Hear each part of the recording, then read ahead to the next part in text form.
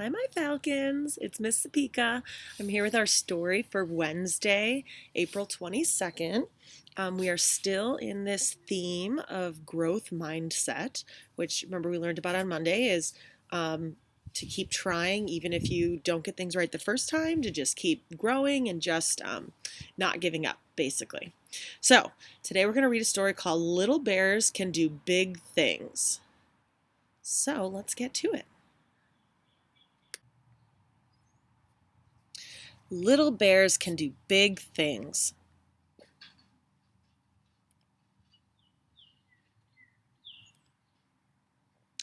Jimmy knew that tomorrow was a special day. Tomorrow was the day Jimmy and his dad would go on a trip. They were going to have a lot of fun. Jimmy would ride on his dad's shoulders, ask the bees for a snack, and roll down the hill as they had done many times before.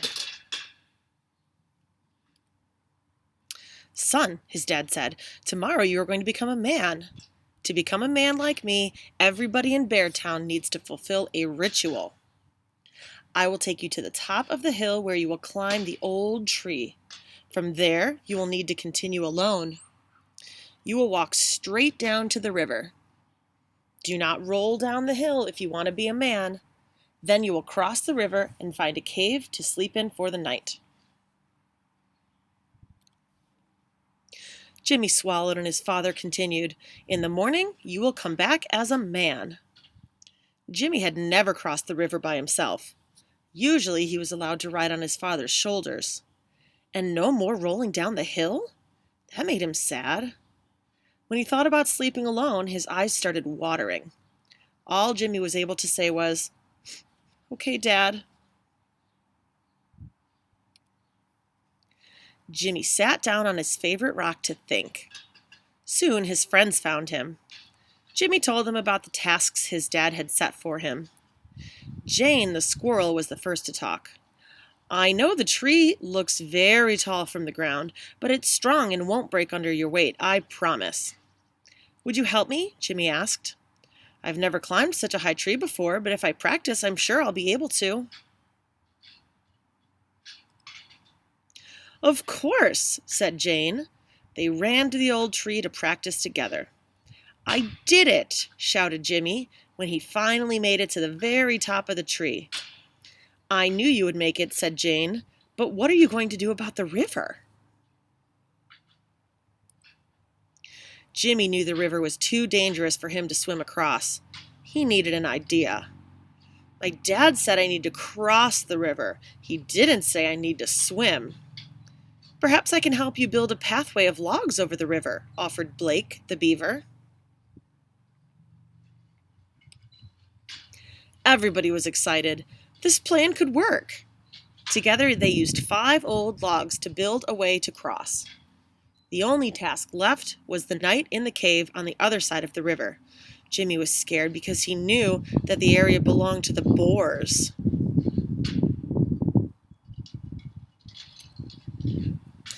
His mom had told him how dangerous it was to spend time alone there. He knew she would be worried about him. He imagined her awake the whole night waiting for him to return. It was getting dark, so Jimmy headed home.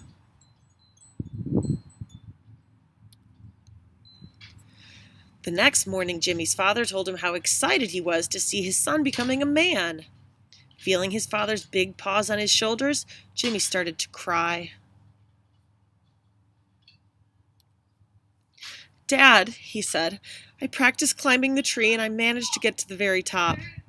I also found a way to cross the river. I'm too small to swim safely through it, but Blake helped me to build a pathway.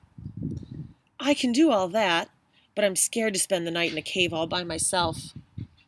It's where the wild boars live.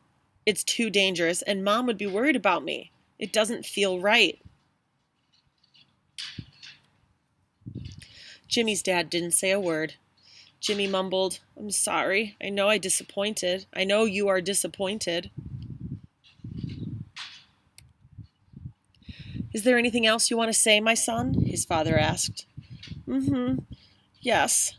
I will miss rolling down the hill with you." His dad kneeled down and gave Jimmy a big hug full of love. Then he told Jimmy the ultimate truth that he said only real men know. You are my son. You and your mother are the most important bears in my life. I love you so much, and I have the honor to witness you becoming a real man. Jimmy saw a single tear run down his father's cheek. Why wasn't his dad mad? Real men are not always good at everything. Often they need to practice or ask for help. Men face challenges, make smart decisions, and speak their minds. You've proven to me that you understand that. You practiced climbing the tree, asked Blake for help to cross the river, and spoke up about the bad idea of sleeping alone in a cave. That's a very smart decision. Sleeping in the cave would have been very foolish. There was no good reason to put yourself in danger and worry your mom. You are strong and caring, and I'm unbelievably proud of you. Jimmy felt relieved, but there was one last thing on his mind. As a real man, can I still roll down the hill with you? He asked. His father laughed and answered, Of course, men can still have fun.